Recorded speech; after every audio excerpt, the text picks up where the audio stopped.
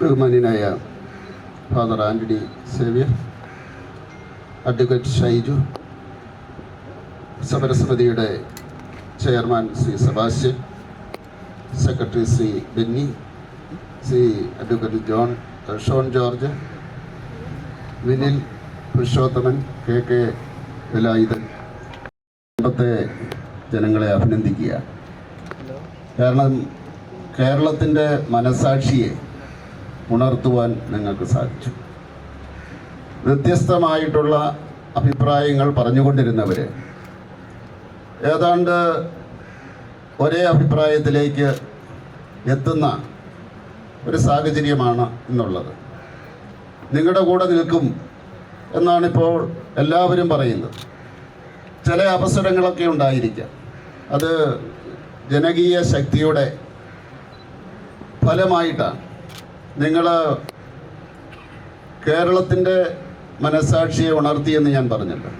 അതിൻ്റെ കാരണം നമ്മുടെ ഭരണഘടനയാണ്.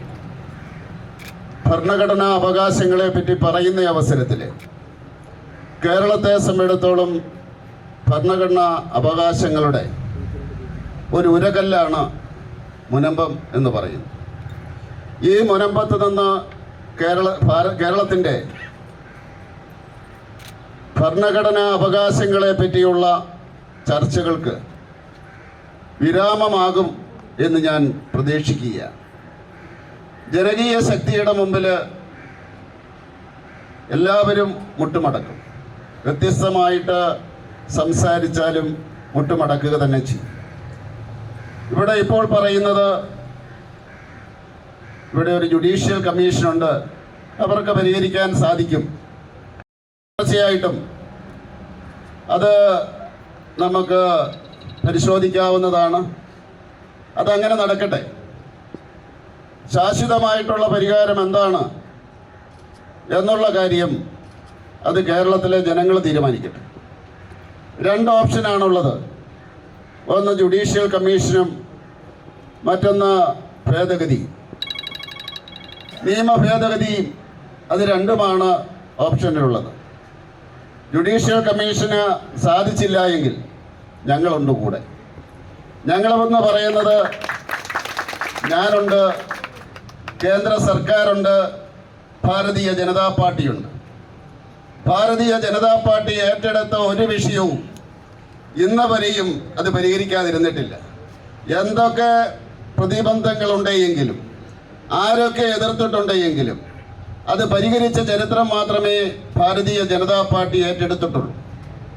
എന്തെന്ന് ആക്ഷേപങ്ങൾ ഓരോ കാലഘട്ടത്തിൽ BJPയെ പറ്റി പറഞ്ഞിട്ടുണ്ടായിരുന്നു. അത് നിങ്ങൾക്ക് പരിഹരിക്കാൻ സാധിക്കില്ല, അത് നിങ്ങൾ പരിഹരിക്കില്ല, ജനങ്ങളെ കബളിപ്പിക്കുകയാണ് എന്ന് പറഞ്ഞ ഓരോ കാര്യങ്ങളും എണ്ണി നരേന്ദ്രമോദിയുടെ സർക്കാർ നടപ്പിലാക്കിയിട്ടുണ്ട്. അതുപോലെ നിങ്ങൾക്ക് വിശ്വസിക്കാം, നിങ്ങളുടെ പ്രശ്നം നരേന്ദ്രമോദിയുടെ സർക്കാർ അത് നടപ്പിലാക്കുക തന്നെ ചെയ്യും.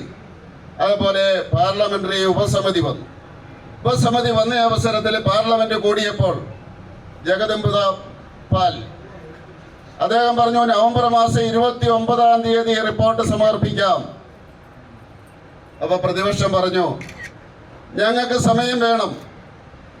എത്ര സമയം വേണമെന്ന് ചോദിച്ചു. ഏപ്രിൽ മാസം വരെയും വേണമെന്ന് പറഞ്ഞു. അവർക്ക് എന്തിനാണ് സമയം? ഇത് പരിശോധിക്കാൻ വേണ്ടിയല്ലേ?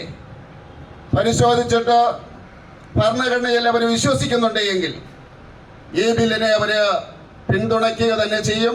പിന്തുണച്ചില്ല എങ്കിൽ പല രാഷ്ട്രീയ പാർട്ടികളും ഈ കേരളത്തിൽ നിന്ന് അപ്രത്യക്ഷമാകുമെന്ന് പറയാൻ ഞാൻ ആഗ്രഹിക്കുക. ആർക്കും മുന്നോട്ട് പോകാൻ സാധിക്കില്ല. അതുകൊണ്ട് അവരംഗീകരിച്ചാലും അവരംഗീകരിച്ചില്ല എങ്കിലും ഈ പ്രശ്നം പരിഹരിക്കുക തന്നെ ചെയ്യുമെന്ന് നിങ്ങൾക്ക് വാഗ്ദാനം നൽകാൻ ഞാൻ ആഗ്രഹിക്കുകയാണ്.